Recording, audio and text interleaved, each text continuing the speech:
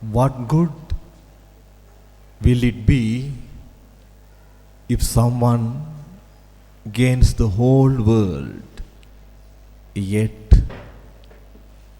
forfeit their souls? What good will it be if someone gains the whole world yet forfeit their souls? Quoted from the Holy Bible according to St. Matthew chapter 16 verse 26.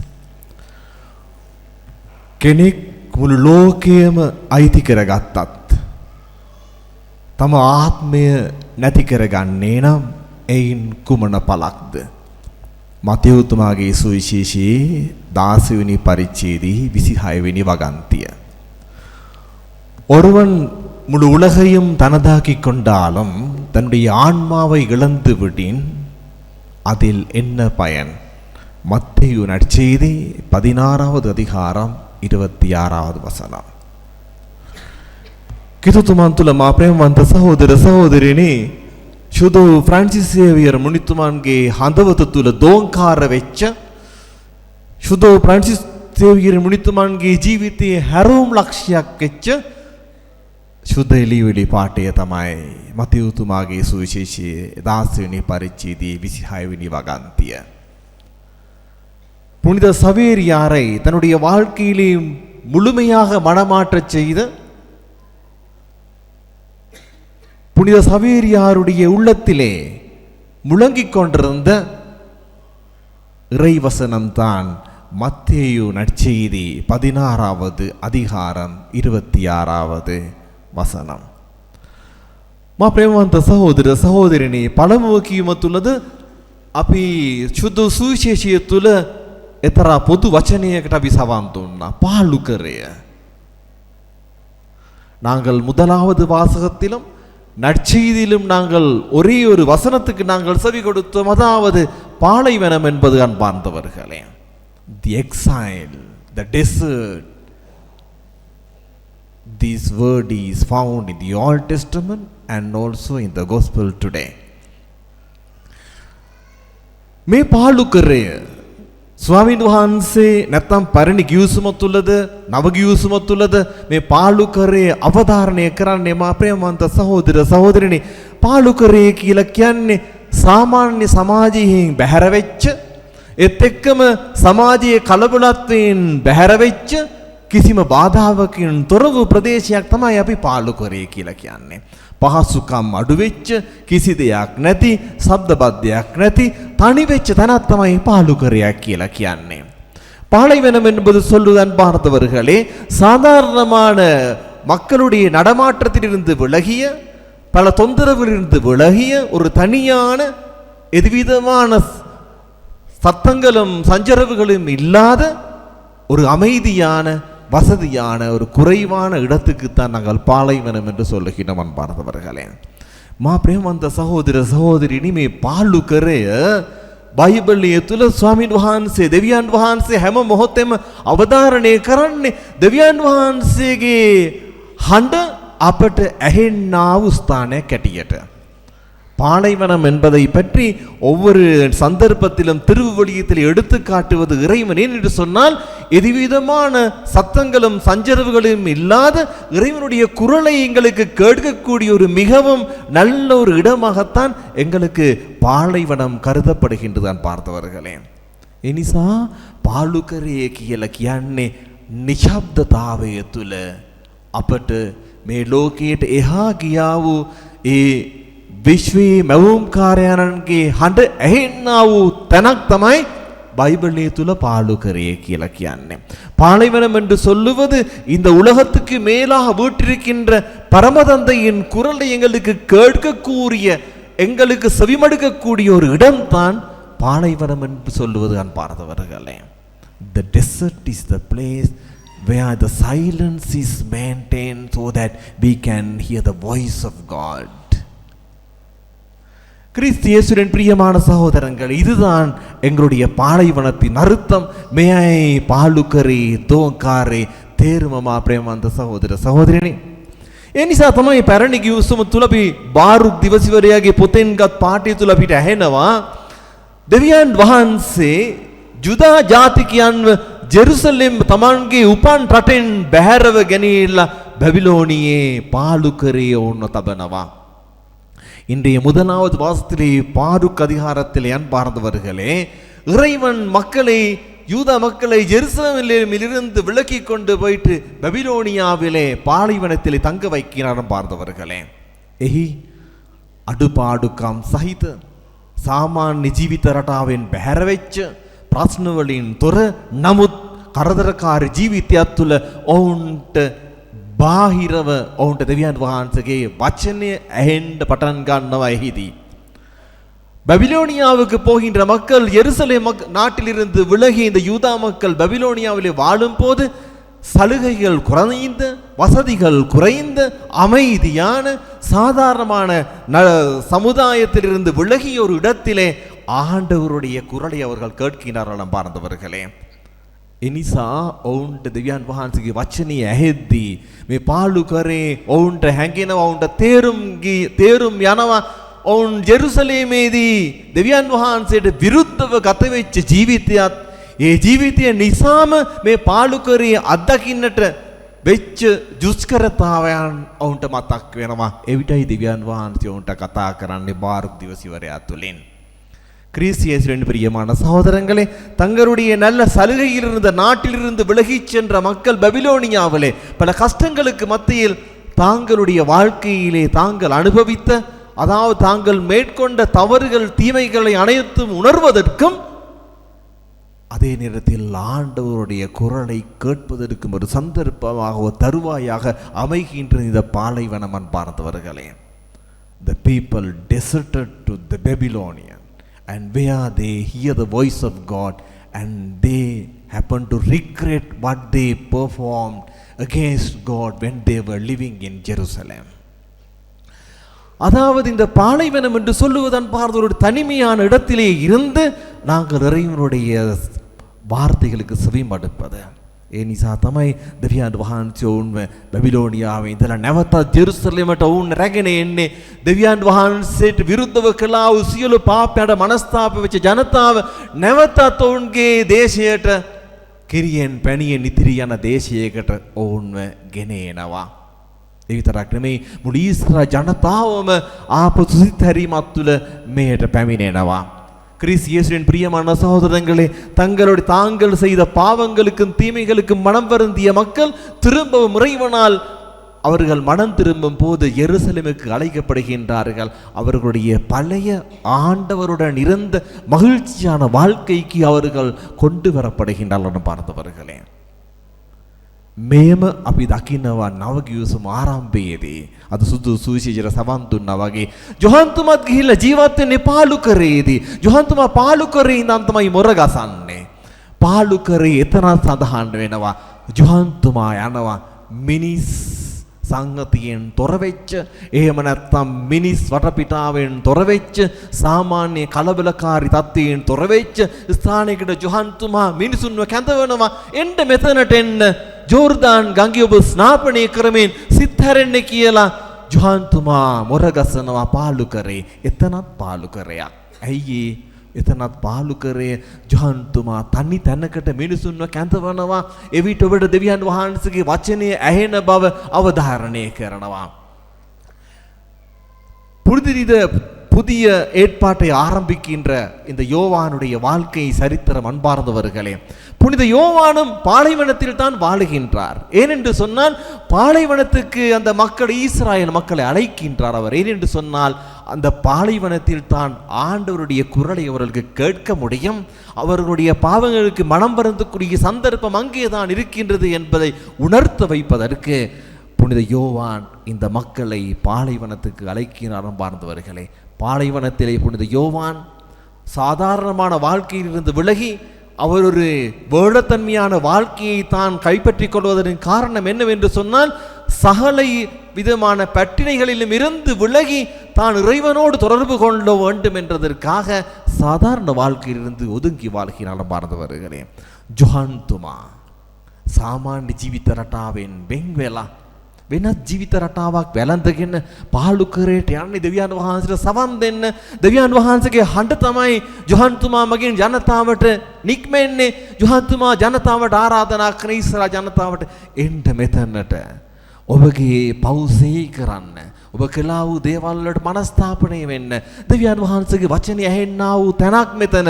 ඒ නිසා ඔබගේ පාප වලට මනස්ථාපනය වෙලා මේ ජෝර්දාන් ගඟෙන් ජලයෙන් ස්නාපනය ලබන්න ඔබ දෙවියන් වහන්සේව ඔබ පිළිගන්නේ කියලා යොහන්තුමා මුරගසනවා மா பிரேமவந்த சகோதர சகோதரிகளே. புனித யோவான் அவர்களுக்கு உறக்க கூறுவது அன்பார்ந்தவர்களே, நீங்கள் தனிப்பட்ட இடமான பாலைவனத்துக்கு வந்து இறைவனுடைய வார்த்தைகளுக்கு செவி மடுக்குமாறு அன்பார்ந்தவர்களே.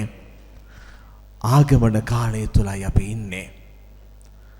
ආගමන කාලය කියලා කියන්නේ මා ප්‍රේමවන්ත සහෝදර සහෝදරි අපි හැම කෙනෙකුටම පාලු කරේ අත්දැකීමක් ගෙන දෙන්නා වූ කාලවක வானுவாක්. திருவருகை காலம் என்று சொல்லுவது அன்பார்ந்தவர்களே, எங்கள் அனைவருக்கும் ஒரு பாலைவனத்தின் அனுபவத்தை கொண்டு வருகின்ற காலம். Advent is the time that we experience the exile, the desert, where we hear the voice of God. கிறிஸ்து இயேசுவின் பிரியமான சகோதரங்களே, இந்த அட்வென்ட் சீசன், அதாவது ஆகமான காலம், திருவருகை காலம் என்பது எங்களுடைய பாலைவனம். මේ ආගමන කාලය කියලා කියන්නේ මේ පාලු කරය. ඇයි අපි නිශ්ශබ්ද වෙන්නේ? ඇයි අපි වන්දන ස්ථානවලට යන්නේ? ඇයි අපි තනියම යාඥා කරන්නේ? ඇයි පියතුමල්ලා වසරකට සැරයක්, කන්‍යාසෝරියන් වසරකට සැරයක් එක්තරා ඈත ප්‍රදේශයකට ගිහිල්ලා දවස් 5ක ඥානකාන්තියක් කරන්නේ ඇයි? සාමාන්‍ය ජීවිත රටාවෙන් වෙන් වෙලා අපි ඉද්දී අපිට දෙවියන් වහන්සේගේ වචනය ඇහෙනවා. අපි කරපු වැරදි අපට මතක් වෙනවා. ஏனன் பார்ந்தவர்களே, அருட்தந்தையர்கள், அருட்சகோதரிகள், ஞானொழுக்கத்துக்காக ஒவ்வொரு வருடமும் 5 நாட்கள் தான் இருக்கின்ற இடத்திலிருந்து விலகி ஒரு தனிமையான இடத்துக்கு போவது அர்த்தம் என்ன? நீங்கள் உங்களுடைய இடத்தில் இருந்து பல திருத்தலங்களுக்கு போவது அர்த்தம் என்ன? தனியான ஒரு இடத்துக்கு போய் இருக்கும் போது உங்களுடைய வாழ்க்கையில் இருக்கின்ற குறைபாடுகள் உங்களுக்கு உணர இறைவனுடைய வார்த்தைகள் உங்களுக்கு கேட்கின்ற இடம் அன்பார்ந்தவர்களே. හැම කෙනෙකුගේම ගෙවල් නිවස ඔබ මේ ආගමන කාලය තුලදී පාලු කරේ අත්දකින්නට ඕනේ. ඒකයි අපි බාහිර සාදවලින් අපි පුළුවන් තරම් ඈත් වෙන්නේ. බාහිර උත්සව වලින් ආගමන කාලය තුල පුළුවන් තරම් ඈත් වෙන්නේ. අපි ආගමන කාලය තුල පුළුවන් තරම් ගෙදර හොඳ පරිසරයක් ඇති කරන්නේ. මේ මනස නිශ්ශබ්ද වෙද්දී, මේ මනස නිශ්ශබ්දතාවය තුල මෙනෙහි කරද්දී දෙවියන් වහන්සේගේ වචනය ඇහෙනවා. හැමතිස්සම කලබලකාරී වුණොත් අපිට දෙවියන් වහන්සේගේ වචනේ ඇහෙන්නේ නැහැ. நாங்கள் இந்த நாளிலே இந்த ஆகமான காலம், திருவருகை காலத்தில் பல வெளிவேடமான கொண்டாட்டங்கள் இருந்து நாங்கள் விலகுகின்றோம். ஏன் சத்தம் சஞ்சலத்திலிருந்து நாங்கள் ஏன் விலகுகின்றோம்? ஒரு தனிமையான, ஒரு சைலன்ஸ், ஒரு நிம்மதியான, அமைதியான ஒரு சூழலை நாங்கள் வீட்டில் ஏற்படுத்தும் போது அது எங்களுக்கு ஒரு திரும்பி எங்களுடைய வாழ்க்கையை பார்ப்பதற்கும் தியானிப்பதற்கும் ஒரு சூழலை ஏற்படுகின்றது அன்பார்ந்தவர்களே. This Advent we have to make our home a place of silence so that we can hear the voice of God. Unless we keep silence in our homes, we can't hear the voice of God. Silence is a place where human being can listen to God, human being can hear the voice of God. මහා ප්‍රේමවන්ත සහෝදර සහෝදරියනි, කෙනෙක් තුල මේ නිශ්ශබ්දතාවයේ නැතිනම් ඔහුට දෙවියන් වහන්සේගේ හඬ ඇහෙන්නේ. ඇයි අපි පල්ලි එන්නේ? ඇයි අපි තනියම දිව්‍ය සත්‍ය වහන්සේ ඉදිරිපිට යාඥා කරන්නේ? ස්වාමීන් වහන්සේ ඉදිරිපිට අපි මෙනෙහි කරන්නේ ඇයි? நிஷப்தතාවය තුල දෙවියන් වහන්සේ අපට කතා කරනවා. நாங்கள் ஆலயத்துக்கு வந்து அமைதியாக திவிநட்கரணைக்கு முன்னாக செபிப்பதன் காரணம் என்ன அன்பார்ந்தவர்களே? அமைதியான சந்தர்ப்பத்திலே இறைவனுடைய வார்த்தை எங்களுக்கு கேட்கின்றது அன்பார்ந்தவர்களே. එම නිසා නිශ්ශබ්දතාවය, මේ ආගමන කාලය තුල නිශ්ශබ්දතාවයෙන් මෙනෙහි කිරීම ඊටාම වැදගත්. අපට දෙවියන් වහන්සේගේ හඬ ඇහෙන්නව මොහොතක්. ඉතින් ඊශ්‍රායල් ජනතාව ඒ ජෙරුසලමේ සිට බැබිලෝනියට ගිහිල්ලා ඒ කාලවකවානුවගේ කාලයක්. එදා යොහන්තුමාගේ මුර ගැසීමට සවන් දුන්නා ඊශ්‍රායල් ජනතාව. ජෝර්දාන් ගඟ අයිනට ඇවිල්ලා ஜலையின் பிரசாத்ஸ்நாபனி வெச்ச මොහොතක් මේ ආගමන කාලය. அன்று யூதா மக்கள் ஜெருசலேமில் இருந்து விலகி பபிலோனியாவுக்கு போயிட்டு தனிப்பட்ட முறையிலே வாழும் போது இறைவனை கேட்ட ஒரு சந்தர்ப்பம். புதிய ஏற்பாடிலே யோவான் முழு ஈஸ்ராயேல் மக்களையும் பாலைவனத்துக்கு அழைத்து யோர்தான் நதிக்கரையிலே வைத்த ஒரு சந்தர்ப்பம் எங்களுக்கு ஆகமான காலம். அன்பார்ந்தவர்களே, අපි පාලුකරයට ගියේ නැති වුණාට, අපි තනියම තැනකට ගියේ නැති වුණාට, අපගේ ජීවිතවල අපි තනියම ඉඳලා මෙනෙහි කරන්න මොහොතක් හොයාගන්නට ඕනේ. හැම ගෙදරකම ඔබ නිශ්ශබ්දතාවය තුළ හැම තිස්සම ඔබ මෙනෙහි කරන කාලයක් උදා වෙන්නට ඕනේ.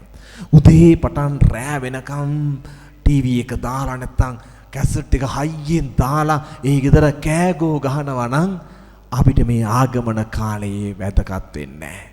අපිට මෙනෙහි කරන්න දෙවියන් වහන්සේගේ වචනය ඇහෙන්නට අපගේ නිවස තෝතැන්නක් වෙන්නේ නැහැ.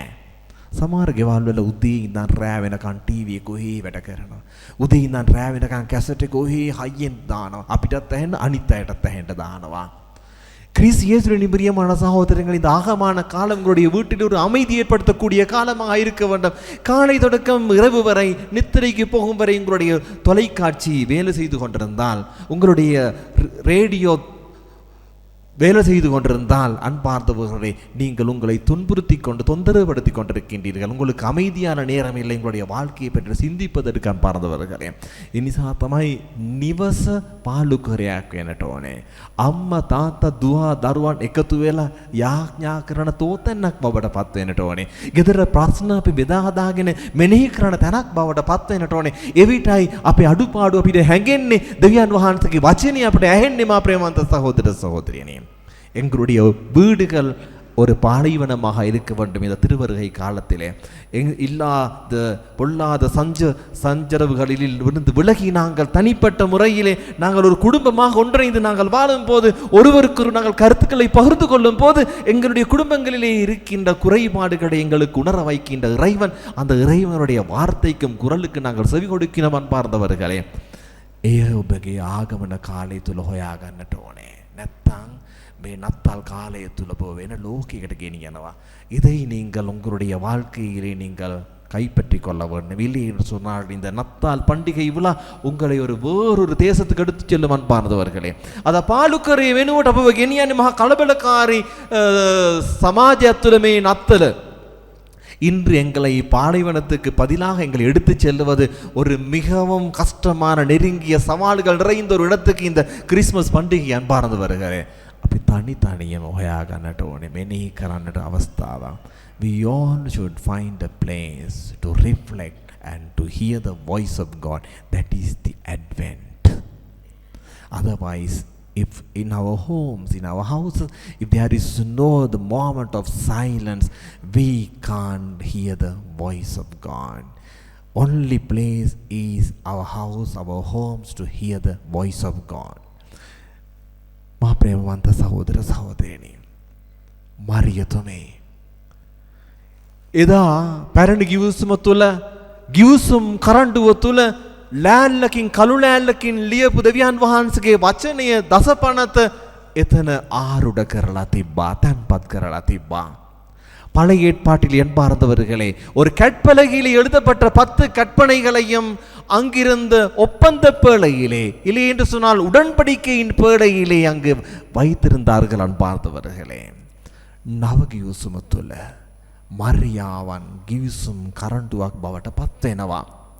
පැරණි ගිවිසුම තුළ කළු ලෑල්ලෙන් ලියන දසපනතම ඒ ගිවිසුම් කරඬුවේ තැන්පත් කළා වගේ. මා ප්‍රේමවන්ත සහෝදර සහෝදරියනි, නව ගිවිසුම තුළ ඒ දේව වචනයම මාංශගත වෙච්ච ක්‍රිස්තුස් වහන්සේ හැටියට නව ගිවිසුමේ කරඬුවක් වෙන මරියාවන්ගේ කුස තුලයි තැන්පත් වන්නේ. கிறிஸ்து இயேசுவின் பிரியமான சகோதரங்களே, பழைய ஏற்பாட்டிலே ஒப்பந்த பேழையிலே, உடன்படிக்கன் பேழையிலே கற்பலைகளை எழுதிய இறை வார்த்தைகள் அங்கு அமைக்கப்பட்டிருந்தன. அதே இறை வார்த்தை மாமிசமாகி புதிய ஏற்பாட்டிலே புதிய ஒப்பந்த பேழையான, உடன்படிக்கையின் பேழையான புனித மரியாவின் திருவயிற்றிலே ஆண்டவர் இயேசு மாமிசமாக இருக்கின்றார். அன்பார்ந்தவர்களே, මා ප්‍රේමවන්ත සහෝදර සහෝදරියනි, මරියාවන් අප හැම කෙනෙකුටම ආරාධනා කරන්නේ ඇයගේ කුස තුල පිළිසිඳ ගත්ත ඒ கிறிஸ்து වහන්සේ වටා ඒකරාසි වන්නට. புனித மரியாள் எங்கள் அனைவரையும் அழைப்பது அன்பார்ந்தவர்களே, அவருடைய திருவயிற்றிலே கனியாகிய ஆண்டவர் இயேசுவை சுற்றி நாங்கள் அனைவரும் கூட வேண்டும் என்பதுதான் புனித மரியாள் எங்களை அழைக்கின்றான். එනිසා මේ ආගමන කාලය මරිය භක්තියත් ඇති කර ගන්නට ඔබට විශේෂිත අවස්ථාවක්. ඔබ උච්චාරණය කරනා වූ ජපමාලයත් තුළ මරියාවන්ට ආරාධනා කිරීම තුළ ඔබ පිළිගන්නේ ඇය කුස තුළ ජනිත වුණා වූ கிறிஸ்து වහන්සේයි. நீங்கள் சபமாலையை உச்சரிக்கும் போது அன்பார்ந்தவர்களே, நீங்கள் புனித மரியாளையும் ஆண்டவர் கிறிஸ்துவையும் வரவேற்கின்றீர்கள். அந்த கிறிஸ்துவை, அந்த மாமிசமாகிய கிறிஸ்துவை தான் நீங்கள் வரவேற்கின்றீர்கள். Mother Mary is a lady. There is nothing she would want than to gather her children to Jesus Christ, whom she carried in her womb. මා ප්‍රේමවන්ත සහෝදර සහෝදරියනි, ඒ නිසා පැරණි ගිවිසුම තුළ ගිවිසුම් කරඬුවේදී තැන්පත් කළා වූ දේ වචනය මරියාවන් කුස තුළ දැරුවා கிறிஸ்து වහන්සේ හැටියට. பழைய ஏற்பாட்டிலே ஒப்பந்த பேழையிலே வைக்கப்பட்ட இறை வார்த்தையை மாமிசமாக கிறிஸ்துவாக புனித மரியாள் தன்னுடைய வயிற்றிலே ஏற்றாள். அன்பார்ந்தவர்களே, ඒ නිසා මා ප්‍රේමවන්ත සහෝදර සහෝදරියනි, මේ ආගමන කාලය පාලුකරේ කාලයක්. ක්‍රිස්තුස් වහන්සේව අත්දකින්නට, උන්වහන්සේගේ වචනයට සවන් දෙන්නට, අපගේ ජීවිතවල හැලහැප්පීම් වලට ඇතිවෙච්ච තැන් අපි නිසරු වෙච්ච තැන් අපි සරු කර ගන්නට, අපගේ ජීවිත පෝෂණය කරන්නට ආරාධනා කරන්නා වූ තැනක්, අවස්ථාවක්. அன்பின் கிறிஸ்தவர்களே, ஆகமான காலம் என்று சொல்லுவது ஆண்டவர் இயேசுவுக்கு எங்களுடைய வாழ்க்கையிலே எங்கள் உள்ளங்களை பாலைவனமாக்கி கொண்டு, எங்களுடைய இல்லங்களிலே சுற்றாடல்களை எங்களோட பாலைவனமாக்கி கொண்டு, இறை வார்த்தைக்கு செவி மடுத்து எங்களுடைய கரடு முரடான உள்ளங்களை நாங்கள் சரிபார்த்து கொண்டு சமமாக்கி கொண்டு இறைவனுடைய வார்த்தையை நாங்கள் ஏற்கின்ற காலம். දෙවියන් වහන්සේට විතරයි පුළුවන් අපව හරි ට්‍රැක් එකට දාන්න. අපි එක එක දේවල් වලින් සමාජය තුළ එක එක දේවල් වලට අබ්බැහි වෙලා අපේ ජීවිත හැලහැප්පීම් වෙලා කලබල වෙලා ඉන්න මොහොතක දෙවියන් වහන්සේ තමයි අපි ඈත් කරලා හරි ට්‍රැක් එකට දාන්නේ.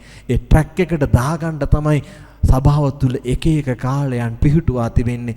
එයින් එක කාලයක් තමයි ආගමන කාලය කියලා කියන්නේ. கிறிஸ்து இயேசுவின் பிரியமான சகோதரங்களே, சமுதாயத்தில் எத்தனையோ குழப்பங்களுக்கு, எத்தனையோ பிரச்சனைகளுக்கு, சவால்களுக்கு முகம் கொடுக்கின்ற நாங்கள், எத்தனையோ பிரச்சனைகளுக்கு ஈடுபட்டிருக்கின்ற நாங்கள் திரும்ப எங்களுடைய வாழ்க்கையை திரும்ப செய்து ஒரு நல்ல ட்ராக்குக்கு போடுவதற்குரிய காலங்களைத்தான் எங்களுடைய திருச்சபை ஒவ்வொரு காலம் அமைத்திருக்கின்றது. அதில் ஒரு காலம்தான் திருவருகை காலம். அன்பார்ந்தவர்களே, பற்றற்ற பரமனை அப்பற்று பற்றுக பற்றி விடற்கு. இது ஒரு திருக்குறள். அன்பார்ந்தவர்களே, இந்த திருக்குறளிலே கூறுவது என்னவென்று சொன்னால், பற்றற்ற பரமனை நாங்கள் நாடினால்தான் நாங்கள் பற்றுள்ளவற்றை இழந்து பற்றற்ற பரமனை நாடி வாழ்வதற்குரிய எங்களுக்கு வாய்ப்பு கிடைப்பது என்பது. அன்பார்ந்தவர்களே, සියලු දේම අත්තරින්නා වූ දෙවියන් වහන්සේ හැම දේ තුළම ඇලි ගැලි කලබල වෙලා ඉන්න අපට ඒ දේ තුළින් ඈත් වෙලා දෙවියන් වහන්සේ වෙතට අපව යොමු කරන්නේ උන්වහන්සේගේ දේව වචනය තමයි. මා ප්‍රේමවන්ත සහෝදර සහෝදරියනි, the words of Jesus are the only words which bring us from all the distractions to listen to the voice of God and reflect on it and get distracted from the worldly things. මා ප්‍රේමවන්ත සහෝදර සහෝදරියනි, මේ දිව්‍ය යාගය තුළ අපි විශේෂාකාරයෙන්ම යාඥා කරමු. ස්වාමීන් වහන්සේගේ ආශිර්වාදය පතමු.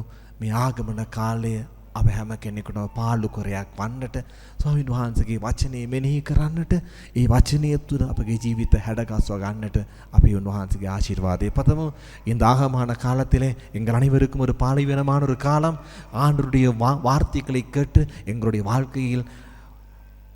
வாழ்க்கையை திருத்திக் கொண்டு ஒரு நல்ல பயணம் செய்ய இறைவனை பார்த்து நாங்கள் மன்றாடுவோம். பிதா சுதன் பரிசுத்த ஆவியின் பெயராலே ஆமென்.